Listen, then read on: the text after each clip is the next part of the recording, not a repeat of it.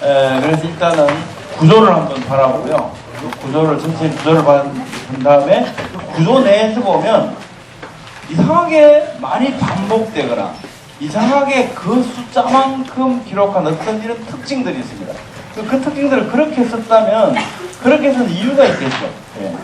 뭔가 그걸 통해서 우리에게 전하고자 하는, 강조하고자 하는 어떤 메시지들이 있다는 거죠. 예. 그걸 오늘 창세기 1장을 자세히 보면서 여러분들과 함께 찾아보겠습니다. 예. 우선 여러분들이 성경 창세기 1장을 많이 읽어보셨다고 그랬는데 그 중에 보면 동그라미가 가끔 나오죠. 동그라미가 아무데나 나오는 게 아니고 가끔 나옵니다. 이 동그라미가 뭐냐면 원래 원어 성경에 보면 문단 부분 표시가 있습니다. 프투카, 스투마 이런 후기가 있는데요. 그 부분 없이 우리 성경은 그 원어 성경에서 구분되어진 문단 구분대로 문단을 나눠 놓은 겁니다. 그래서 동그라미가 있는 거예요.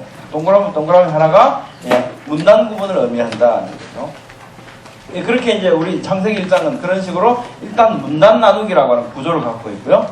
그 다음에 창세기 1장의 수적인 구조를 한번 보여요. 이게 어떤 단어가 몇 번 사용되는가 이게 굉장히 재밌어요. 그리고 우연히 된 게 아닌 것처럼 분명히 의도된 어떤 것들, 질서를 발견할 수 있습니다. 예를 들면 창세기 1장 1절은요 7개의 단어로 기록되어 있습니다.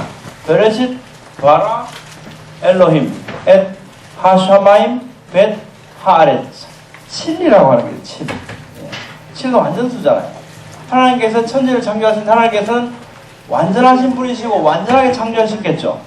그래서 7개의 단어를 쓴 것 같습니다. 근데 이걸 알파벳을 하나씩 보면요. 베트 뭐 이렇게 쭉 알파벳을 적어보면 알파벳 숫자가 28개입니다. 28개는 7의 4배수죠.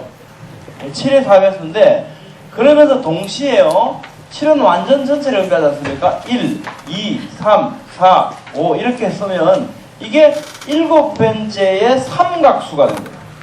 3이라는 숫자, 7이라는 숫자 우리 잘 알잖아요. 3일치 하나님. 3. 예. 그거와 완전수 7. 이것이 조합이 돼서요. 7번째 완전수가 28입니다. 이 28개의 철자로 창세기 1장 1절은 기록되어 있습니다. 성경에는 설명이 없습니다. 근데 보니까 와 그렇더라 이거죠. 예. 너는 그렇게 해석하냐? 저는 그렇게 해석해요. 우연히 그렇겠지 뭐. 그럼 그렇게 해석해 주십시오. 예, 그렇죠. 예. 근데 이렇더라는 이게 한두 가지가 아니고 우리 이걸 이제 찾아가는 겁니다. 그리고 28이라는 숫자는 또 어떤 숫자냐면요 완전수라고 해요. 퍼펙트 넘버. 퍼펙트 넘버는 자기를 나눌 수 있는 약수들을 다 합치면 자신의 수가 되는 거예요. 1로 나눠지고 그죠? 2 곱하기 14 4, 7, 28, 7, 4, 28, 14 곱하기 2 이 약수들이잖아요. 이 약수들을 합치면 자기 수가 되는 거예요. 이걸 퍼펙트 넘버 20, 28은 이런 질서를 갖고 있어요. 굉장히 질서정연해요. 자 그럼 창세기 1장 1절의 내용을 한번 보시죠. 하나님께서 천지를 창조하셨습니다 라고 말해도 되는데 뭐라고 시작합니까? 태초에. 이건 뭐겠습니까? 하나님께서 언제 창조하셨나를 말씀하고 싶으신 거죠. 그러니까 언제라고 말해야 되는데 언제를 어떻게 말합니까? 그때가 태초의 시간의 시작입니다. 그죠? 태초에라고 말씀하시고 성경 전체를 통해서 그 태초가 언제인지 우리에게 말씀해 주시는 거예요. 우리가 그걸 알 수 없다면 태초라는 시간을 기록할 필요가 전혀 없습니다. 우리에게 시간 알려주시겠다는 거죠. 언제라는 거죠. 태초에. 이 성경은 시간으로 태초라는 시간을 씁니다. 이 태초가 언제냐를 보면 이런 거죠. 하나님께서 우리가 아무도 안 물어봤습니다. 그죠? 하나님께 안 물어봤는데 하나님께서 아담을 몇째 날 창조하셨다고요? 6째 날 창조하셨대요. 예. 태초라고 하는 시간을 시작했어요. 6째 날 창조하셨다. 이렇게 말씀하고 계십니다. 그 다음 아담으로부터 10대 노아 할아버지에 이르는 시간을 창세기 5장에 기록해놨습니다. 예. 아담이 130대 셋을 낳고 930을 향수하면서 시간을 하다 이런 식으로 그죠? 예, 이렇게 10대 할아버지까지. 그 다음에 11대 할아버지부터는 창세기 11장에 기록되어 있죠. 그래서 20대 할아버지 아브라함까지 창세기 11장에 우리 아무도 안 물어봤어요. 근데 시간을 다 기록해놨어요. 그리고 나서 아브라함 할아버지가 이때 출생을 했고 아브라함 할아버지가 100세에 누굴 낳았다? 이삭을 낳았어요. 이삭 할아버지가 야곱을 몇 세에 낳았다? 60세에 낳았대요. 아무도 안 물어봤습니다. 그죠? 성경에 얼마나 많은 사람들이 나옵니다. 근데 그 사람들 나이 다 기록합니까? 안 하죠? 특정한 사람의 나이를 기록해놨어요. 언제라는 것이. 그럼 쓸데없이 기록했겠습니까? 아니죠. 시간을 왜 기록합니까? 시간을 가르쳐주기 위해서. 지금 언제를 가르치고 있어요. 지금 하나님께서 태초에 천지를 창조할 때 언제라고 했는데 이걸 도대체 어떻게 알려줄 거냐는 거예요. 그래서 야곱이 출생했습니다. 근데 야곱이 몇 세 때 애국으로 들어갑니까? 130세에 들어가요. 바로가 물어보잖아요. 할배요, 몇 살인가? 이러니까 내가 130살 요약하잖아요. 그죠?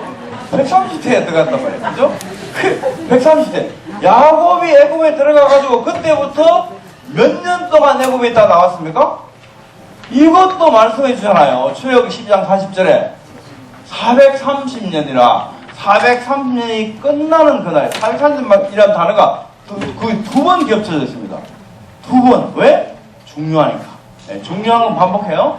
그 다음에 출애굽을 이제 430년 때 출애굽을 하는데 출애굽을 한 게 언제냐고 하는 거 어떻게 알려주냐면요. 열왕기상 6장 1절에서 알려줘요. 솔로몬이 왕이 된 지 4년 곧 15월 그때 하나님의 성전을 건축하기 시작했다. 이때가 언제냐? 솔로몬이 왕이 된 지 4년. 솔로몬이 언제 왕이 됐는데 솔로몬이 왕이 된 우리가 다 알거든요. 고대 근동의 역사가 다 증명해줘요. BC 970년. 예. 그죠? 970년에 솔로몬이 저주했단 말이에요. 그러니까 이게 이때로부터 이게 지금 언제부터냐? BC 970년 여기로부터 쭉 연대를 다 해서 성경은 태초가 언제라고 우리가 알려줍니다. 이 창세기 1장 1절은 태초의 인재가 언제라 이렇게 알려주고 있어요. 그 다음에 이 세계가 우연히 저절로 된 게 아니고 창조되었다고 알려주고 있고요. 그 창조주가 누구냐? 그분은 하나님이시다. 근데 그 하나님은 여호와 하나님이시다라고 2장 4절에 말씀하잖아요. 그리고 창세기 1장 1절은 맨 처음에 뭘 만드셨냐면 그 하늘과 그 땅을 창조하셨다. 이걸로부터 창조를 시작해서 이렇게 말씀하고 있죠. 창세기 1장 1절에 있는 수적인 조합을 가지면서 이렇게 창조하셨다라고 말씀하시면서 7의 배열을 통해 하나님께서 이 세상을 완전하게 창조하셨다. 이걸 강조하시는 것처럼 보인다는 겁니다. 그 다음에 창세기 1장 1절에 31절까지 6일 창조 전체 안에는 보니까요. 만들다가 아사라는 단어가 7번 사용되었어요. 하나님께서 보시기에 좋았더라가 7번 사용되었고요. 창조의 하나님의 말씀. 하나님이 이르시되 땅은 생물을 내라 이렇게. 그죠? 하나님이 이르시되가 많이 나오잖아요. 창조하시는 7번에 하나님의 이르시되 바이오베르 엘로힘이 나옵니다. 다 7번씩 나오죠. 예. 그리고 불러주시고 복을 주신 말씀이 7번 나옵니다. 하나님께서 창조하신 이 세상을 어떻게 창조하셨다라고 기록하는 기록 자체에 7의 배수들이 다 사용되어졌다는 겁니다. 그래서 우리는 이렇게 생각할 수 있습니다. 하나님께서 이 세상을 정말 완전하게 창조하셨고 하나님께서 창조하신 그 완전한 창조를 기록하는 이 기록의 말씀마저도 완전하게 기록하셨다. 네. 그렇게 생각하시면 아멘 하시고요. 아니면 그냥 계시면 됩니다. 예, 그리고 이제 완전한 한 주, 안식일까지 포함한 한 개 주가 1주가 되잖아요. 1주간까지를 확장하면요. 2장 3절까지가 이제 하나의 톨레도트라고 하는 하나의 어떤 이 천지를 창조하신 족보 이야기가 되는데 여기에 보면 하나님이라는 단어가 7의 5배수 사용되었고요. 땅이라는 단어가 7의 3배수 사용되었고 하늘과 궁창이라는 단어가 7의 3배수 사용되었고 다 이런 식으로 7의 배수로 단어를 사용하고 있습니다. 예사롭지 않죠. 이제 방금 이제 톨레도트라고 하는 단어가 나오는데 창세기 전체를 보면요. 예, 이것은 하늘과 땅의 족보다, 이것은 아담의 계보니라, 이것은 노아의 계보니라, 이건 누구의 족보다, 누구의 족보다, 누구의 족보다, 이렇게 11개의 족보라는 을개를 가지고 창세기 전체를 구성을 해놨어요. 그래서 보면, 이제 엘레 톨레도트거든요. 예를 들면, 엘레 톨레도트 노아, 이러면 창세기 6장 9절이 시작돼요. 이것은 노아의 족보니라, 그러면서 그 이야기가 쭉 시작되는 거예요. 이것은 셈과 함과 야벳의 족보니라, 그러면서 그 이야기들이 쭉 시작되고, 이렇게 해서 11개의 족보 이야기, 을개를 갖고 있습니다. 그 중에 첫 번째 을개인 창세기 1장부터 2장 3절 사이에 보니까 하나님이라는 단어가 그렇게 3배수직, 7의 배수로 사용되었다는 거죠. 그 다음에 창조라는 단어가 나옵니다. 창조라는 단어. 이 단어가 세 경우에 사용되었습니다. 하나님께 태초에 천지를 창조하셨다. 거기 창조하셨고요. 그 다음에 생명을 창조하실 때 바다의 생물들과 하늘 나는 새들 이거 할 때 봐라 라고 하는 단어를 사용했고요. 그 다음에 사람을 창조하실 때 이 세 가지 경우에 창조, 봐라 라고 하는 이 단어를 사용하셨는데 사람에 대한 창조를 설명하실 때는요 봐라가 3번 사용됩니다. 봐라 봐라 봐라 봐라 봐라 봐라 이렇게 사용이 됐어요. 자, 표준 세번역을 보면요 그대로 이제 이 원어를 그대로 직역을 해놨습니다. 우리 성경은 몰라서 그런 게 아니고 이 문장을 수려하게 아름답게 이제 잘 표현하기 위해서 다듬었어요. 그러다 보니 내용은 전달했는데 이런 어떤 수적인 조화 이런 것들은 깨져 있는 거죠. 표준 세번역 보면 3번 되어 있습니다. 하나님이 당신의 형상대로 사람을 창조하셨으니 곧 하나님의 형상대로 사람을 창조하셨다. 하나님의 그들을 남자 여자로 창조하셨다. 근데 좀 문장이 촌스럽죠. 예. 우리는 이걸 아름답게 이제 이게 다듬은 게 개역 개정 성경이고요. 몰라서 그런 건 아니고 이걸 그대로 직역해 놓은 게 표준 세번역입니다. 창조 3번 나오잖아요. 그죠? 자, 왜 3번 나올까? 왜 3번 나오죠? 사람은 중요하니까. 중요하니까. 사람은 특별한 존재예요. 중요하니까. 그래서, 그죠? 이게 그러면 창조하다는 말과, 봐라라고 하는 말과 사람을 만드신다, 아사라고 하는 말하고 뭐 의미가 다르냐 하면 창세기 1장에서는 전혀 의미가 다르지 않습니다. 같이 사용합니다. 왜냐하면 하나님께서 야, 우리가 사람을 만들자. 그러시고 사람을 창조하셨단 말이에요. 그럼 만들자고 해서 만드셔야지. 창조하자고 창조하지. 그거 아니고 만드는 거랑 창조랑 똑같은 거죠. 의미는 같습니다. 의미는 같은데 뭐로? 의형론적으로 어떤 단어를 사용하냐. 이거에 대해서 다른 거죠. 그래서 제가 아까 뭡니까? 구문론적으로 구조론적으로 우리가 한번 보자 그랬잖아요. 의형론적으로 보면 이게 이 단어를 이렇게 특별하게 3번 사용했다. 이게 뭔가 큰 의미가 있는 것 같다는 거죠. 자, 그러니까 하나님의 형상대로 이 말도 보니까 하나님이 우리의 형상대로 우리 모양을 따라 우리가 사람을 만들자 그러시면서 자기 형상과 하나님의 형상대로 사람을 창조하셨다. 이거 형상이나 모양이 지금 같은 내용이죠. 예, 이 문맥상에는요 창세기 전에 분명히 모양과 데모트라는 단어와 셀렘이라고 하는 형상이라는 단어를 동일한 의미로 사용하고 있습니다. 그럼에도 불구하고 자, 그러면 뭐냐? 형상대로 모양을 따라 형상대로 지금 굉장히 막 반복되고 있죠. 반복되면서 막 강조되고 있죠. 뭐가 강조되고 있습니까? 사람은 하나님의 형상대로 창조되었다. 이거 강조하잖아요. 사람은 동물 아니죠. 동물 아니고 동물은 우리의 음식이잖아요. 그죠? 우리의 음식이고 우리는 그걸 먹는 존재잖아요. 처음부터 하나님께서는 사람을 동물이 아니고 모든 동물을 다스리는 존재로 창조하셨잖아요. 그죠? 우리하고 너무나 다르다. 그것을 뭘 통해서 강조하냐면 형상 이렇게 강조하고 있다는 거죠. 그러니까 남자와 여자를 그렇게 창조하셨다. 그죠? 그러면서 5장 1절에 보시죠. 하나님이 사람을 창조했는데 하나님의 모양대로 지으시되 모양대로 지으셨다. 형상대로 지으셨다. 같은 단어잖아요. 그러면서 어떻게 같은 단어가 너무 중복되니까 같은 의미이지만 좀 뭔가 이렇게 새롭게 보이게 하기 위해서 이렇게 워드 플레이를 한 거예요. 그 내용을 보면 이렇게 하나님의 형상대로 창조됐다는 걸 강조하고 있다. 그 다음에요, 이게 강조되니까 또 하나 이렇게 같이 의미를 가진 게 있어요. 저녁이 되고 아침이 되는 이는 첫째 날이라, 저녁이 되고 아침이 되는 둘째 날이라, 다 그냥 째 날이라는데요. 6째 날만은 뭐라 그러냐면 저녁이 되고 아침이 되니 이는 그 6째 날이니라. 그가 붙어있어요. 그가. 원어 성경으로 보면 하라고 하는 정관사가 6째 날만 붙어있습니다. 이 6째 날은 특별한 날이죠. 왜? 사람을 만드신 날이니까. 왜? 사람은 특별하니까. 사람은 하나님의 형상대로 창조되었으니까. 모든 것을 다스리는 존재니까. 그죠? 우리도 동물 아닙니다. 절대로 유인해서 존재한 진화한 이런 존재 아니죠. 사람은 처음부터 특별하게 창조되었다. 그래서 6째 날, 그날 앞에도 그 6째 날이라고, 바로 그 6째 날, 이렇게 말씀하고 계신다는 거죠. 그러니까 이 6째 날은요, 사람을 지으신 날이고 창조를 완성하시고 완료하신 날이다. 사람은 동물이 아니라 동물을 다스리는 존재로서 하나님의 형상을 따라 창조된 특별한 존재다. 이런 의미를 막 지금 어떻게 구조론적으로, 구문론적으로 강조하고 있잖아요. 막 강조하고 있어요. 그러면서 이렇게 남자와 여자는 어떻게 해요? 전혀 동일해요. 예, 동등하죠. 우리는 구약 성경을 잘못 보면 남성이 우월하고 여성이 뭐 그렇지 않습니다. 창세기 1장에서 만드실 때부터 어떻게 해요? 남자와 여자를 다 하나님의 형상을 따라 만들잖아요. 하나님의 형상을 따라 만든 존재보다 어떻게 더 가치를 부여할 수 있겠습니까? 여성은 하나님의 형상대로 만들어진 존재죠. 예, 예, 성경은 그렇게 말씀합니다. 또 이제 뭐 사람 지으실 때 그저 흙으로 해갖고 코에 생기를 불어넣으셨다. 이러면서 사람의 어떤 특별한 가치를 하나님께서 우리에게 창세기를 통해서 알려주신다.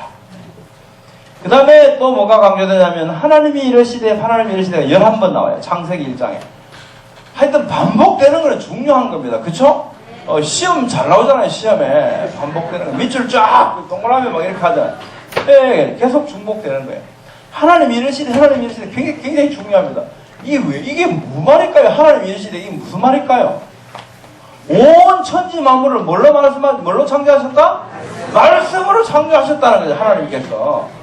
예.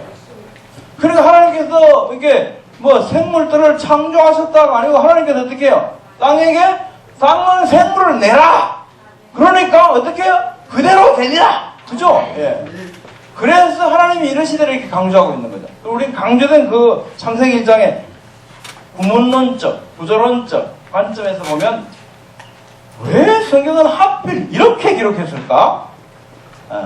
그걸 그렇게 강조하고 계신다.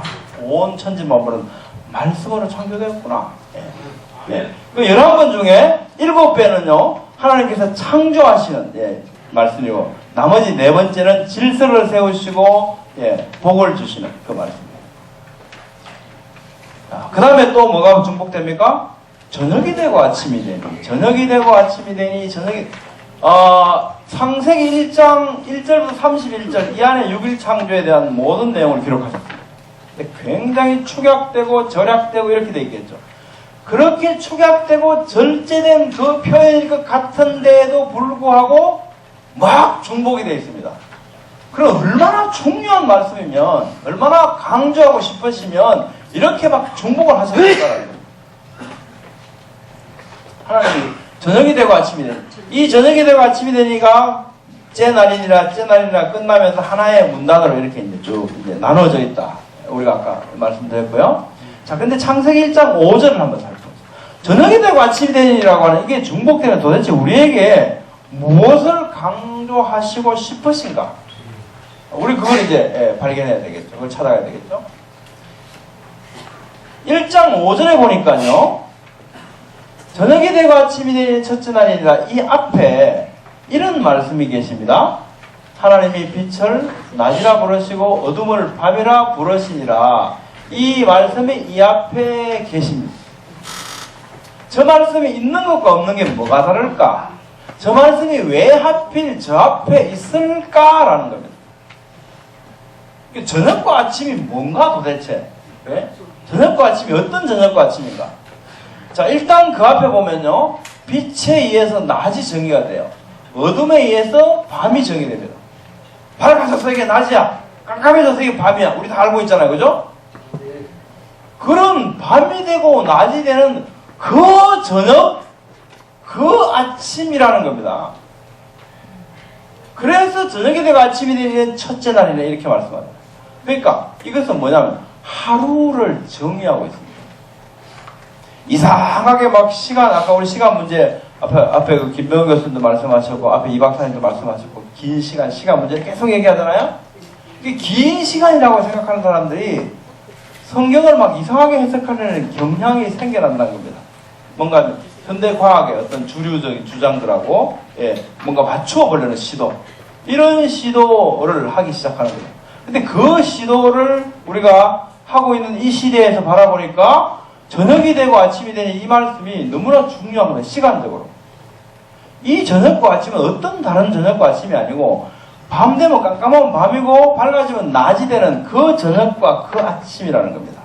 그래서 그 통상적인 일상적인 저녁과 아침에 의해서 하루라고 하는 시간이 하나님께서 이렇게 정하셨다는 거죠. 그래서 유의미한 순차적인 배치는 결국은 날의 의미를 명료하게 하는 리트럴 디바이스다. 문학적 장치다. 라고 생각할 수 있습니다.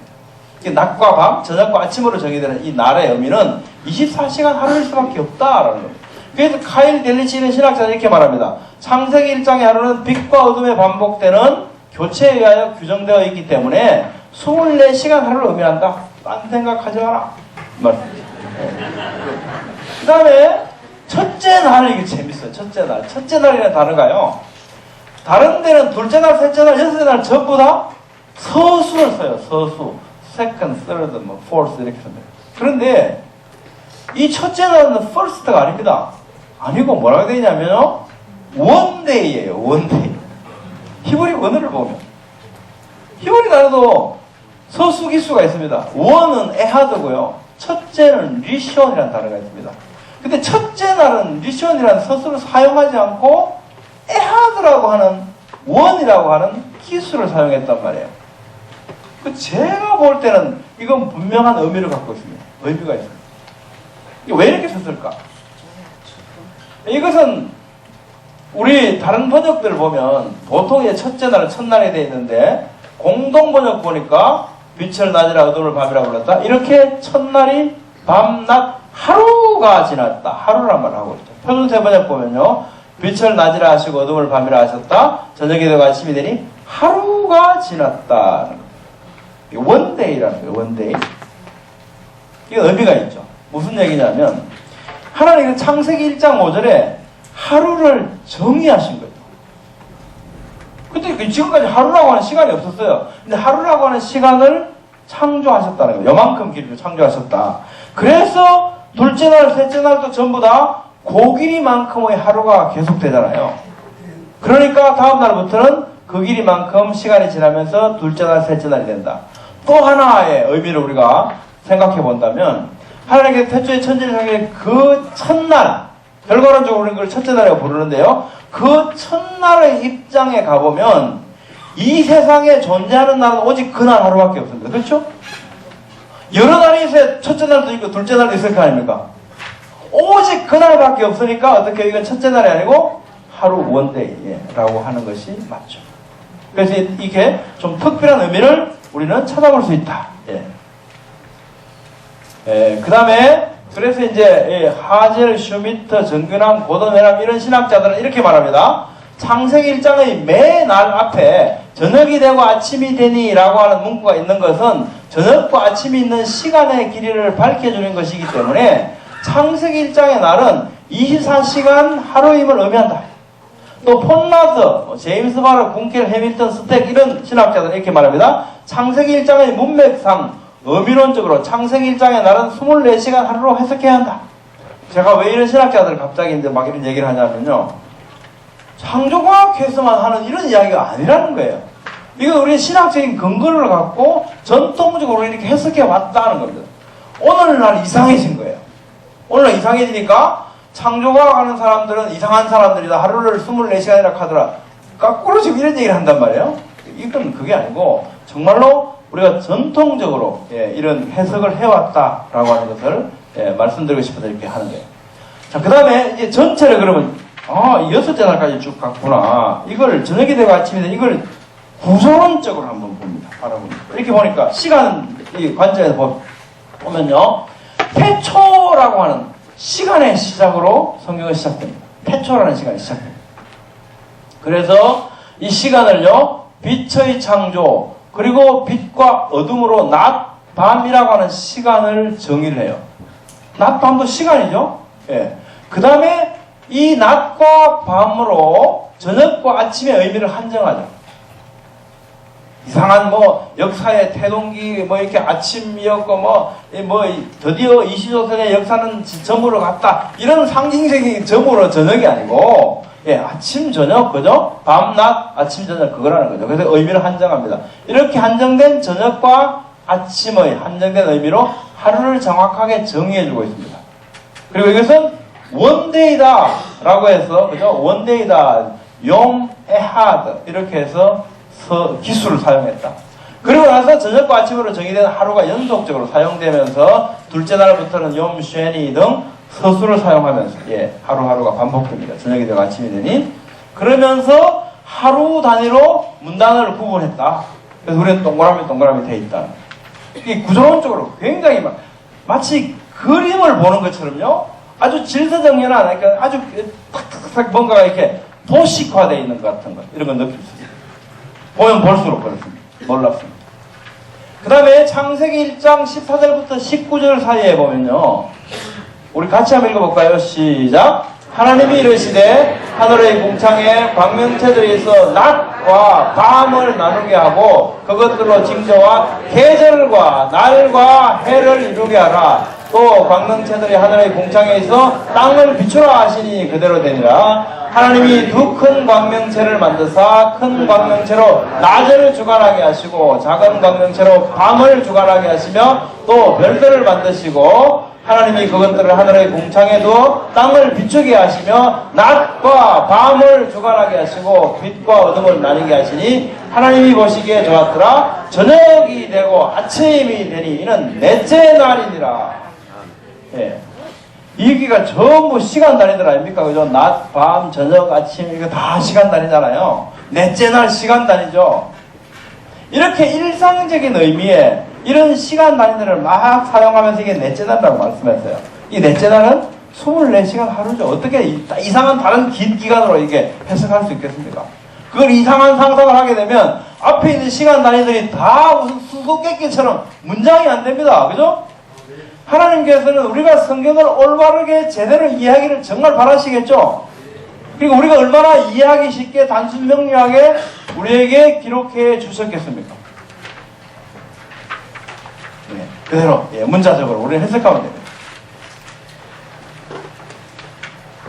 헨리 모리스, 또 카일 델리치, 고든 메남 이런 신학자들은 이렇게 말합니다.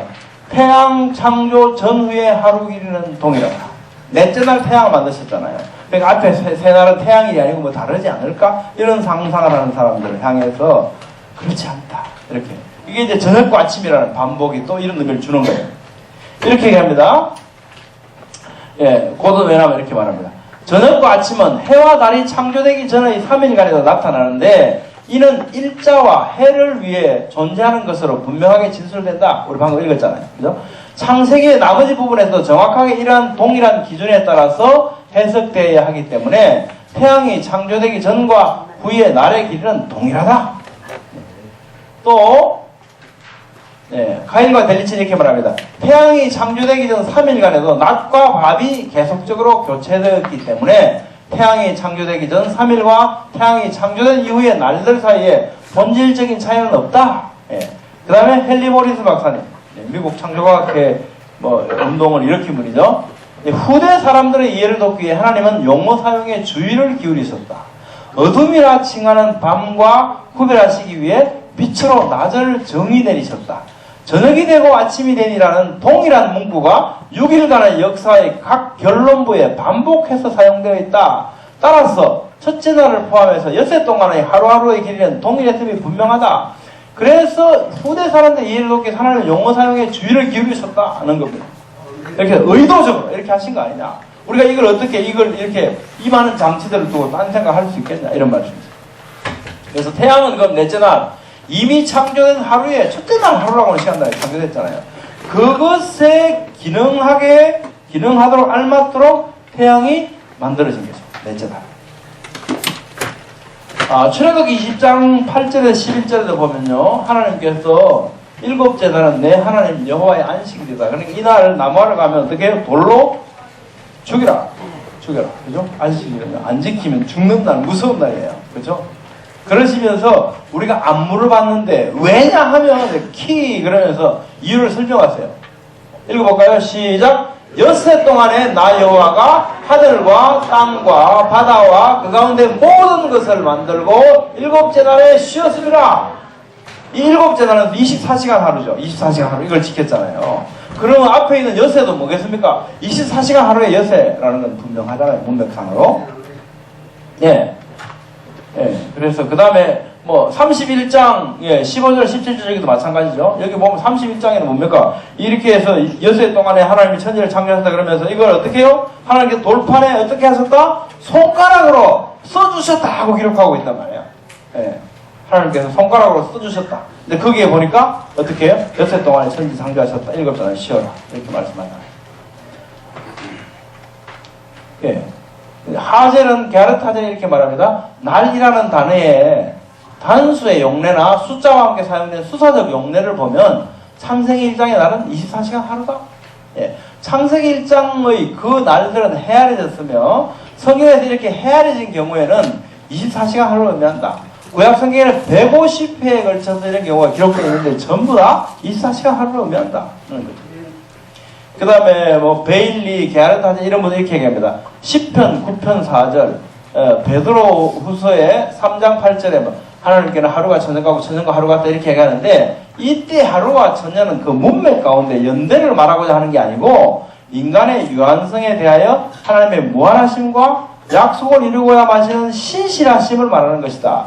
그러므로 여기서 하루와 천년은 비유적으로 사용된 거다. 10편, 시죠? 베드로후서에 있는 거 주께는 하루가 천년 같아. 이건 천년 동안 하나님께서 그 기다려주신다. 오래 참으신다. 우리를 향한 사랑 때문에. 그죠? 예, 꾹 참고 천년을 하루처럼 이렇게 하루같이 기다리신다. 이 문맥이 앞에 예수님 오신다 그랬는데 대림하신다는 게 뭐 그거 어디냐? 안 어쩌냐? 금방 오신다. 아직 안 오셨다. 뭐로 오신다는 말이야? 라고 하는 그 말에 대해서 야, 이 사람아 경거망동하지 마라. 하나님은 하루를 천년같이 우리가 구원받기를 기다리시면 이렇게 참고 계시는데 그 하나님 향해서 너 그런 말 하면 되냐? 반드시 오신다. 도적같이 오신다. 이런 말을 하는 문맥 속에서 하나님께서는 천년의 하루같이 기다리신다. 이 말씀은요. 창세기 9장 20절에 29장 20절에 보면 이렇게 되어 있잖아요. 야곱이 라헬을 위하여 7년 동안 라반을 섬겼으나 그를 사랑하는 까닭에 7년을 며칠같이 여겼더라. 이런 문맥이에요. 그럼 뭐 야곱한테는 7년이 며칠입니까? 아니죠. 아닙니다. 이건 그 심정을 비유적으로 설명한 거죠. 이걸 가지고 하나님께는 하루가 천년 같고 천년의 하루 같으니까 창세기 1장의 하루는 천년이다. 아니거든요. 이건 정말 답답한 얘기입니다. 아니거든요. 그리고요, 이 창세기 5장과 11장 그 나이를 통해서 시간을 막 흘리는 그 사이에 보면 노아홍수 사건에 대한 기록이 나오잖아요. 유동근 박사님 방금 강의하셨던 그 내용을 보면요. 그 사건이 어떻게 기록되었는가를 성경은 이렇게 말씀해요. 그게 언제냐 하면 노아 600세 2월 10일 날 있잖아. 이날 방주에 내가 태웠어. 그리고 2월 17일 날 홍수가 시작됐거든. 3월 27일 날 방주가 떠올라서 그래가지고 방주가 떠오르면 모든 산이 다 물에 잠겼는데 7월 17일 날 아라산에 방주가 도착했어. 10월 1일 날 산봉우리들이 보였고 11월 11일 날 까마귀 비둘기 내보내 다 돌아와서 11월 18일 날 비둘기 보내서 11월 25일 날 비둘기 보냈는데 안 돌아와서 그래서 그때서 안심이 되더라. 그런데 노아 601세 때 그러면 내리볼까 해서 땅에 물이 거쳤는데 너무 질퍽거리가 못 내리겠어 아직. 그랬는데 2월 27일 되니까 땅이 말라가지고 하나님께서 방주에 나오라 하더라. 그죠? 이게 지금 우리가 언제인지 물어봤습니까? 몇 월 며칠인지? 하루하루를 다 말씀하고 있잖아요. 이게 창세기에서 시간이 우리에게 알려주는 어떤 맥락이란 말이에요. 맥락. 이게 그냥 뭐 옛날에 말이야 이런 일이 있었는데 마리아가 아니고 카드라가 아니고 이게 언제 몇 월 며칠이라고 이렇게 좀 자세하게 시간을 설명해주는 이런 맥락 가운데 있단 말이에요. 그런데 그렇게 뭐 천년이 오랜 세월을 대충 하루라 그러고 그렇겠냐는 아니죠. 예. 이거 우리가 맥락을 보면 여기서 뭘 말하는가 안다는 거예요. 그럼 하나님께서 어떻게 해요? 제가 볼 때는 그렇게 해요. 성경을 시작하실 때 천지 창조 그게 언제냐면 태초에 창조했거든. 이 태초를 알려주고 싶으신데 어떻게 해요? 성경이 이 날짜들 연애한들을 통해서 우리에게 알려주고 계신단 말이에요. 근데 우리가 이 숫자에 대해서 전혀 나는 관심 없어요. 언제든지 간에 하나님이 오케이 창조하신 거 믿겠습니다. 그러면 뭐예요? 하나님께서 시간을 막 기록해 주신 보람이 없어요. 보람이 없어. 얘는 내가 극했는데 그렇게 뒤에 무엇이 바뀌도록 했는데 안 되겠죠. 그러면 불량 청소년 되는 거예요. 하나님이 그렇게 강조하시는데 예. 우리가 좀 귀를 기울일 필요가 있죠? 예. 그러니까 창세기 1장 각 문단 24시간 하루하루의 시간 사건 기록에 해당한다.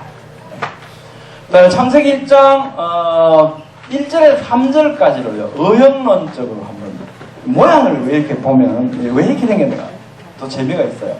우리는 문장을 아름답게 하기 위해서 이렇게 태초 하나님의 천지를 창조하시니라 이러면서 멋있잖아요. 창조하시니라 이러면서 그죠? 이렇게 뭔가 선포되면서 막 빰빰빰빰 이러면서 막 그렇게 해놨어요. 그런데 실제로요 이게 잘못됐다는 게 아니라 왜? 이게 하나님께서 창조하시기 장엄하게 표현하려는 우리의 노력이잖아요. 그래서 개혁개혁이 이렇게 멋있게 번역이 되어 있습니다. 근데 직역을 해보면 이렇습니다. 우리 좀 더 깊은 뜻을 알기 위해서 태초에 하나님께서 그 하늘과 그 땅을 창조하셨다. 그런데 그 땅은 혼돈하고 공허했으며 어둠이 깊음에 있었고 하나님의 영은 그 물 위에 운행하셨다. 그리고 하나님께서 빛이 있으라 하시니 빛이 있었다. 이게 직역입니다. 이게 요 보면 이제 제시 표시해놨잖아요, 그죠? 이 파란 글자 이게 이제 접속사고요. 빨간 거 이거는 정관사입니다. 정관사. 그들 직역하면 이렇게 됩니다. 근데 직역을 했을 때하고 그럼 왜 직역하냐? 우리는 정확한 의미를 알기 위해서 직역을 하는 거예요. 위에 제가 거기서 말씀드리지만 이거 누가 몰라서 신학자들 이렇게 번역했겠어요? 아니거든요.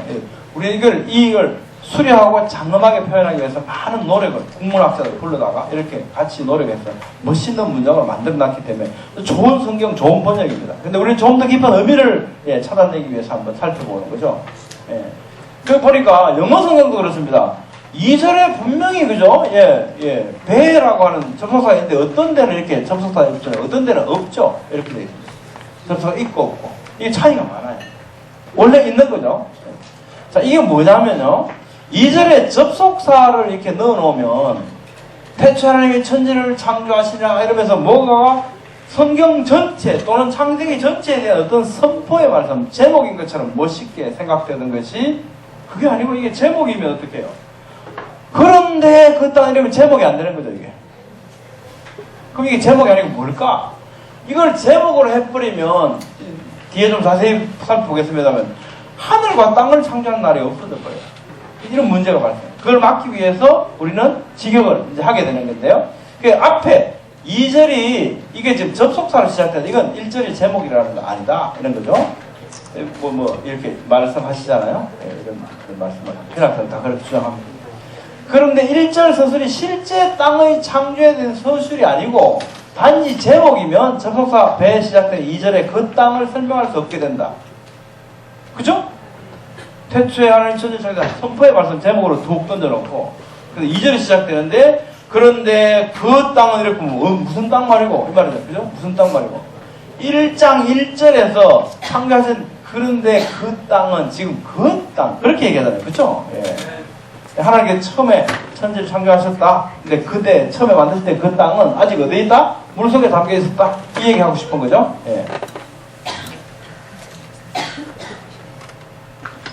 그 다음에 그렇기 때문에 결국은 이 1절은 실제 땅의 창조를 묘사한 첫 번째 창조 행위에 대한 묘사입니다. 이게 아니면 땅이 창조된 날이 없어진다. 왜냐하면 셋째 날은 물속에 있는 땅의 일부를 끌어올리잖아요. 그래서 이걸 어떻게 해요? 야마사, 육지라고 말씀한다. 창조하신 게 아니라 이미 들어있는 물속에 있는 땅의 일부를 끄집어 올리시잖아요. 그러니까 땅은 언제 창조됐다? 첫째 날 창조됐는데 창조의 말씀이 뭐냐? 1장 1절이라는 거예요. 다음에 마찬가지로 실제 하늘의 창조도 마찬가지로 태초에 하나님이 천지를 창조하셨다. 태초에 하나님께서 그 하늘과 그 땅을 창조하셨습니다. 이 말씀은 1장 1절의 말씀은 실제로 그때 그 하늘 끝없는 우주 공간과 이 지구의 땅덩어리를 창조하셨다는 말씀입니다. 이건 굉장히 중요해요. 왜냐하면 빅뱅에 의하면 뻥 터져가지고 태양계가 생겨나고 태양에서 띡 떨어져 나오고 지구가 생겨나고 이렇게 말하잖아요. 근데 성경은 뭐라 그러면 그게 아니고 첫날 뭘 만드셨다고요? 지구를 만드셨어요. 하늘과 땅, 이 지구 만드셨어요. 그리고 넷째 날 태양도 만들고 우주의 천체들도 만들고 별들도 다 어떻게 해요? 넷째 날 생겨난 거예요. 이거 완전히 반대죠. 완전히. 그래서 이 개념은 굉장히 중요하다. 그리고 자, 그럼 우리가 지금까지 보니까 창세기 1장 1절부터 5절까지가 이게 하루에 대한 서술이구나. 문단 나누기 어떻게 되어 있습니까? 1장 5절에서 끝나고 6절 옆에 동그라미 딱 있잖아요. 1장 1절부터 5절까지가 첫째 날 하루에 대한 기록이란 말이에요. 그렇기 때문에 그러면 그리고 그 하루는 24시간 하루다. 이걸 우리가 딱 생각하고 있으면 무슨 뭐 간격 이론이 뭐 날씨 대를 이거 들어갈 데가 없겠죠? 거기 24시간 하루인데 그 사이에 무슨 간격이 들어갈 수 있겠습니까? 그럼 1장 2절. 그런데 그 땅은 혼돈하고 공간이 되게 무슨 말씀입니까? 첫째 날 하나님께서 만드신 땅은요, 셋째 날 되면 육지가 이제 일부가 올라오고 거기에 식물들이 만들어지고, 다섯째 날 되면 또 바다의 물고기들과 하늘의 새들이 만들어지고, 여섯째 날 동물들이 막 해서 생명체들이 가득 차잖아요. 그런데 하나님께서 만드신 그 첫째 날 땅의 모습은 뭡니까? 지금 좀 물속에 들어있습니다. 그죠? 셋째 날 돼야 끄집어내니까. 그러니까 그 땅은 아직까지 모양이 안 잡혀있어요. 육지가 안 드러났어. 그러니까 이게 혼돈하다, 토후, 이렇게, 오들리스, 이렇게 말하는 거예요. 그러면 공허했다 이 말은 뭡니까? 보후는 아직 생명체들이 안 찼잖아요. 그러니까 보후한 거예요. 공허한 거예요. 땅이 이상해진 게 아니고 첫날 만드시다 아직 그런 모습을 만들었거든. 그러다 내가 셋째 날 해가지고 이렇게 한 거야 하고 우리한테 설명해 주시는 거예요. 그래서 이상한, 하나님께서 만든 세상이 왜 이렇게 혼돈하고 공허했을까? 그게 아니고 하나님께서 만들어 가시는 과정을 이렇게 우리에게 친절하게도 설명해 주고 계신다. 그 다음에 1장 14절에 보면 하늘의 궁창에 주신 광명체, 이거 굉장히 큰 의미를 갖고 있는데요. 1장 8절에 보면 하나님이 궁창 샴마임을, 라키아를 샴마임, 하늘이라고 부르시는데 이렇게 있습니다. 태초 하나님이 천지를 창조하시는데 그 천이 샴마임이거든요. 샴마임, 하늘.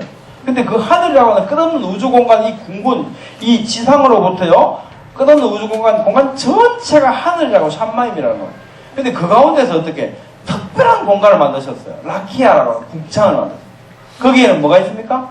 대기가 있어요. 대기. 우리가 생명체가 살아갈 수 있는 대기. 그래 그걸 보호하시기 위해서 아마 물청을 그 위에 두셨겠죠. 보호덮개처럼, 온실 보호막처럼.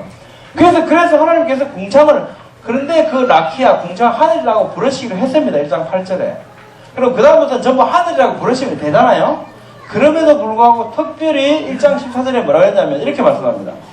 하나님이 이르시되 하늘의 광명체에 대해서 이렇게 말씀 안 하시고 하늘의 궁창에 광명체들이 있어 낮과 밤을 나뉘게 하시고, 또 광명체들이 하늘에 있으라고 하지 않으시고 하늘의 궁창에 있어 땅을 비추라 하셨다, 이렇게 말씀하시는 거예요. 이거 뭔가 의미가 있는 것 같아. 이게 왜 하늘이라고 하지 않고 궁창을 하늘이라고 부르시기로 했는데, 그러면 그냥 하늘이라고 그러시면 되지 왜 하필 하늘의 궁창이라고 말씀하고 계실까? 이 의미가 있는 것 같아. 이 의미가 뭔가를 찾아보자. 이제 하늘에 광명체들을 두셨다. 하늘의 궁창에 광명체들. 광명체라고 하는 마오르라고 하는 단어예요. 마오르. 이 단어가 영어 성경을 보면 전부 다 뭐라고 번역되어 있습니까? 라이처. 그죠? 해달 별들이 아니고요. 라이처. 빛처럼입니다. 빛. 하늘의 궁창에 빛을 두셨다. 그러니까 하나님께서 만약에 하늘의 궁창에 별들을 두셨다 그러면 곤란해지는 거예요. 궁창 대기권 안에 막 별들이 있다가 이상하잖아요. 그죠? 근데 이 대기권 안에 뭐가 있었다? 별이 있는 그 별빛이 있게 하셨단 말이에요.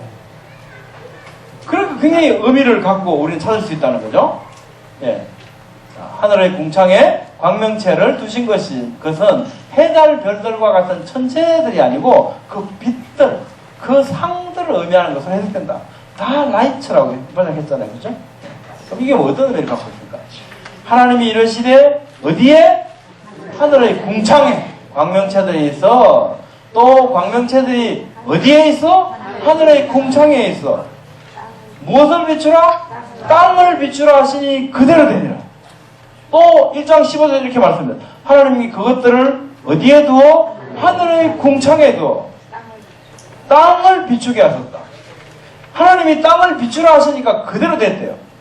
이 얘기는요, 아무리 멀리 떨어지는 별들도 은하들도요, 그 빛들은 이미 어디에? 예, 여기 왔어. 대기권에 와서 공창에 맺혀 있는 거예요. 그 빛을 이미 왔어. 맺혀가지고 뭘 하나? 땅을 비추라 했더니 어떻게 됐죠? 그대로 되니라. 그대로 택했어. 그날. 그죠? 그러니까 아무리 요즘 그 멀리 뜨는 별빛 때문에 막 우주의 나이 막 이거 막 헷갈리잖아요. 우리 보고 무식하대. 야, 이 사람아, 천체 나오는 걸 봐. 10억 광년 떨어진 별빛이 은하들이 보이는데 무슨 소리 하냐? 그 10억 광년, 10억 년 전에 출발한 빛이 10억 년 동안 달려와야 지금 보이는 이 거리에 떨어진 별빛을 본다는 것은 10억 년 전에 그 별빛이 출발했다는 건데 어떻게 우주 나이가 6천여 밖에 안 된다고 무슨 말 하냐 이렇게 얘기하잖아요. 그거 아니죠? 그게 아니고 뭡니까? 그래, 만드셔서 그 멀리 떨어져 있다 하더라도 그 별빛은 어떻게 해요? 이미 여기 와 있으면서 비추면서 시작하도록 하셨다는 거예요. 이건 과학적이지 않습니다. 근데 그럼 아담은 어쩌는데? 아담은 엄마가 있습니까? 아까 말씀하셨죠. 엄마가 없잖아요. 태아기, 유아기, 소년 시절은 추억이 없어요. 추억이. 과거를 묻지 마세요. 과거가 없어요. 아담은 어떻게 해요? 완전한 성년의 모습으로 시작된 거죠. 그것처럼 이 우주도 어떻게 해요? 성년의 모습으로 시작했습니다. 어린 시절이었어요. 보시기에 좋았더라. 7번에 걸쳐서 완전한 상태로 모든 것들은 시작된 거죠. 그래서 그 멀리 보이는 별빛들도 이미 이곳에 와서 땅을 비추면서 이 우주가 시작되었단 말이에요. 그러니까 그날부터 어떻게 해요? 보이기 시작한 거지. 아무리 멀리 떨어져 있어도. 그죠? 근데 이걸 모르면 10억 광년, 10억 년이 돼야 이게 와서 도착하니까 10억 년 전부터 제가 있다고 말하는 겁니다. 예수님께서요, 물로 포도주를 만드셨어요. 그죠? 가나 혼인 잔치에서. 물 부어라. 뜯어줘라. 뜯어줬습니다. 야, 이 포도주, 기똥차다? 어째 이래 좋은 물 이때까지 나왔더니 이렇게 얘기하잖아요. 포도주가 되는데 얼마나 걸렸을까요? 시간이? 말씀하시니까 그냥 포도주 된 거예요. 이걸 과학적으로 한번 분석해요. 과학적으로. 포도주가 이게 포도가 되려면 일단 포도나무를 심어야 돼. 포도나무가 자라서 열매가 열려야 돼. 이걸 또 수확을 해서 물 막 발로 밟아가지고 포도주를 담가야 돼. 또 이렇게 맛있는 맛이 되려고 그러면 얼마 동안인지 모르지만 숙성기간이 또 필요하겠죠.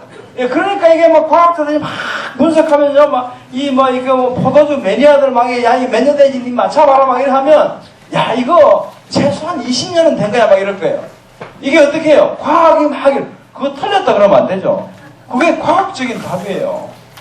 근데 이것은 리얼 에이지가 아니다. 실제 나이는 아니라는 겁니다. 이게 과학의 한계잖아요. 그러니까 우리는 과학자들이 과학이 막 이렇게 오래됐다 그러면 우리는 그 사람들을요, 이해해줘야 돼. 이해해줘야 돼. 얘는 아는 게 그거밖에 없거든. 그거밖에 없는데 그걸 막 틀렸다 그러면 안 되고, 오케이, 네가 하는 말은 네가 공부한 거 있지, 그 안에서는 맞아. 근데 세상은 다 그런 게 아니야. 이 세상은 하나님께서 말씀하시니까 생겨난 거야. 그죠? 예. 그렇게 해서 네가 모르는 게 있다고 이해를 시켜요. 예. 그래서 막 137을 하더라도 너무 미워하지 마세요. 그죠? 미워하시면 안 됩니다. 예. 그래서 이거 굉장히 중요하다. 그죠? 그 말이죠. 예. 그러니까 창세기 1장에 따르면요, 우리의 우주로는요, 지구가 우주의 전체들보다 먼저 존재하기 시작했습니다. 성경에 따르면 지구는 빅뱅으로부터 오랜 시간이 지난 후에 생긴 것이 아니라 창세기 1장 14절에 따르면 해와 달과 별들은 빅뱅으로부터 생긴 것이 아니라 하나님의 말씀으로 창조되고 처음부터 질서 있게 운행되기 시작했다. 이것이 분명한 성경적 창조론이며 현대과학의 주류 주장과는 다르다. 히브리서도 이렇게 말씀하자. 한번 읽어봅니다. 시작. 믿음으로 모든 세계가 하나님의 말씀으로 지어진 줄을 우리가 아나니 보이는 것은 나타난 것으로 말미암아 된 것이 아니니라. 예, 시편 33편 6절 한번 더 읽고요. 시작. 여호와의 말씀으로 하늘이 지음이 되었으며 그 만상을 그의 입기원으로 이루었도다. 예, 세계는 이렇게 시작됐기 때문에요, 과학적 연대 측정의 한계를 벗어나 있습니다. 과학은 이걸 측정할 수 있는 자가 안 되는 거예요. 이게 과학의 한계입니다. 우리 그 한계를 우리가 먼저 이해해야 되고 필요하다면 이해시킬 필요가 있겠죠. 예, 그 다음에 종류대로라고 하는 단어가 또 반복이 되죠. 종류대로 몇 번 나올까요? 창세기 1장에 10번 나옵니다. 10번. 창세기 1장에 10번 나오고요. 창세기 전체에 17번 나와요. 17번. 이거 종류대로 좀 어색해 보입니다. 보십시오. 하나님이 이르시되 땅은 생물을 그 종류대로 내되 가축과 지능과 땅의 짐승을 종류대로 내라 하시니 그대들의 하나님 땅의 짐승을 그 종류대로 가축을 그 종류대로 땅에 있는 모든 것들을 그 종류대로 만드시니 이거 어색하잖아요. 그냥 한 번만 하나님께서 다 종류대로 만드셨어 이러면 되는데 이거 왜 이렇게 반복할까요? 왜 이렇게 반복하죠? 중요하니까 정말 중요하단 말이에요. 중요하다. 그죠? 이 시대에 와서 정말 중요해졌죠? 네, 이 시대가 정말 중요해졌죠. 이거는 뭡니까? 각기 종류대로 다 땅에 기는 짐승 종류대로 새를 그 종류대로 물속에 종류대로. 요즘 진화론에서 뭐라 그러냐면 물속에 살던 애가 양서류가 되고 양서류가 무슨 뭐 파충류가 되고 파충류가 날자 날개가 팍 생겼다. 그래갖고 뭐 새가 됐다. 그렇게 하잖아요. 성경은 뭐라고 합니까? 그게 아니고 그게 아니고 새는 내가 처음부터 새로 물속에 원래 물속에 이렇게 만들었다 이렇게 말씀해 주시니까 우리가 얼마나 속이 시원합니까? 왜 이렇게 10번 동안을 막 강조했죠? 중요하니까 우리 시대를 위해서 이렇게 중요하게 강조하신 거예요. 이게 아니다. 그 다음에 또 7번 어디 나오겠습니까? 노아 방주의 씨를 7번 나와요. 하나님께서 창조하실 때 종류대로 창조하셨으니까 실을 때 종류대로 치어야 되겠죠? 지나가도록 창조했으면 몇 마리만 넣어놓으면 막 다양해질 거 아니에요. 그럼 노아 할아버지가 그렇게 크게 막 고생 안 하셔도 돼요. 그럼 방주 짓는 거만 고생했습니까? 동물들 다 하면 정한 동물 7상, 새도 7상, 부정한 동물 한 쌍씩 넣었는데 그 먹는 거 누구 보고 말이라 했습니까? 노아 네가 다 걔들 먹을 거 다 준비하라 했어요. 할아버지가 그거 준비하느라고 얼마나 고생하셨어요. 한 끼, 여러분 한 끼보다 식사 준비하는데 모르겠어요. 시간이 얼마나 걸렸어요. 그거 고생하실 거면요. 그거 뭡니까? 왜 그렇게 고생하셨습니까? 각기 종류대로 다 지어놓으시니까 전부 보십시오. 그들과 모든 짐승들이 그 종류대로, 모든 가축이 그 종류대로, 땅에 기는 모든 것이 그 종류대로, 모든 새가 그 종류대로, 무릇 생명의 시기는 다 들어왔다. 그 종류대로. 그죠? 7번 나옵니다. 중요하죠? 중요합니다. 그 다음에 보시기에 좋았더라. 이게요. 보시기에 좋았더라. 이게 7번 나옵니다. 보시기에 좋았더라. 보시기에 좋았더라. 7번. 완전수 7번. 참 잘 어울리죠? 그러니까 여러분들께서 창세기 이렇게 1장 다 보시다 보면 둘째 날에는 보시기에 좋았더라가 없어요. 그래서 어떤 사람들 막 고민해. 하나님께서 둘째 날은 기분이 언짢으셨다. 왜 보시기에 좋았더라가 없었지? 그러면 어떤 사람이 이런 상상을 했어요. 무슨 상상에 둘째 날은 궁창 위에 물청을 올리신 거지. 그러니까 하나님께서 이걸 시간이 되면 궁창에 물청 다 쏟아가고 노아 홍수 때 심판하시려고 그걸 알고 계시니까 마음이 우울하셨을 거야. 그래서 아마 좋았더라고. 이렇게 해석하는 사람이 신학전에 있었어요. 근데 그거 아니죠. 왜? 창세기 1장 31절에 보니까 하나님께서 지으신 모든 것을 보시니까 보시기에 어떻게 해요? 심히 좋았더라. 모든 것 다 좋았어요. 안 좋았어요. 하나도 없어요. 기분 나쁜 데 하나도 없었어요. 그러면 왜 했을까? 거기에 이 둘째 날은 왜 없을까라고 하는 것에 주목하지 마시고 이게 몇 번 들어있다? 7번 들어있다. 그럼 뭡니까? 뭐든지 전부 다 억수로 좋았다 이 말이에요. 다 좋았다는 거예요. 다 좋았다. 그죠? 네. 그런 말씀이에요. 근데요, 또 이제 우리가 심히 좋았다가 참 좋은데 여기에 보면 아쉬운 게 하나 있어요. 아쉬운 게 이게 심히가 이거거든요. 메오더 심히 좋았다. 그런데요, 힘내라는 단어가 있어요. 힘내라는 단어. 이 힘내라는 단어가 번역이 안 되어 있습니다. 네. 하나님께서 이제 보시니까 지으신 모든 것을 보시니까 심히 보시기에 좋았더라. 그런데 힘내라는 단어가 번역이 안 되어 있습니다. 보시기에 이 단어. 이게 번역이 안 됐어요. 이게 힘내가 뭐냐면요. 자 보십시오. 이게 품사가 뭡니까? 감탄사죠. 감탄사. 와, 하나님 만들어 놓고 하나님께 스스로 감탄하시는 거예요. 와, 내가 봐도 정말 좋다. 이거예요. 이게 하나님이 감탄하신 거예요. 하나님 스스로. 이 감탄사가 번역이 안 돼서 이거 어떻게 번역을 고생 많이 하셨을 겁니다. 그러면서 심히 좋았더라. 심히는 메오더거든요. 이게 이미 번역했습니다. 심히 좋았다. 그래서 영어 킹제임스 성경 같은 데 보면 단어가 하나 더 들어있으면 뭐예요? behold라는 behold. 봐라! 이거 좀 봐라. 너무 좋다. 봐라. 그러니까 하나님께서 지으신 모든 것을 어떻게 해요? 보시기엔 너무나 좋았다. 너무나 완전했다. 이 말은 뭐하고 오늘날 우리 애가 뭐하고 연관되겠습니까? 진화론이라고 하는 것은 뭔가 요즘 뭐 아무데나 진화를 쓰니까 뭐 자동차도 진화한다 그러고 막 진화한다 듣기 싫어 죽겠던데 뭐 할 수 없죠. 뭐 좋아지는 걸 전부 다 뭐 이렇게 진화한다라고 이렇게 얘기하잖아요. 그런데 하나님께서 세상을 만드실 때 보면요 너무너무 좋았고 완벽했습니다. 여기에는 어떻게 해요? 더 이상 좋아질 여지가 하나도 없죠. 여기에는요 진화의 여지가 전혀 남아있지 않다 이렇게 말씀하십니다. 여기에는 태화의 여지만 남아있죠. 네. 우리 점점 태화되고 있잖아요.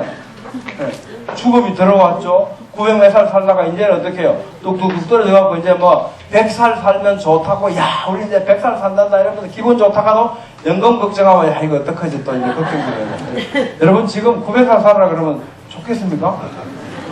지금 그렇게 살고 싶잖아요. 네. 빨리 가서 예, 만나 뵙고 궁금한 것도 여쭤보고 그래야죠. 맞습니다.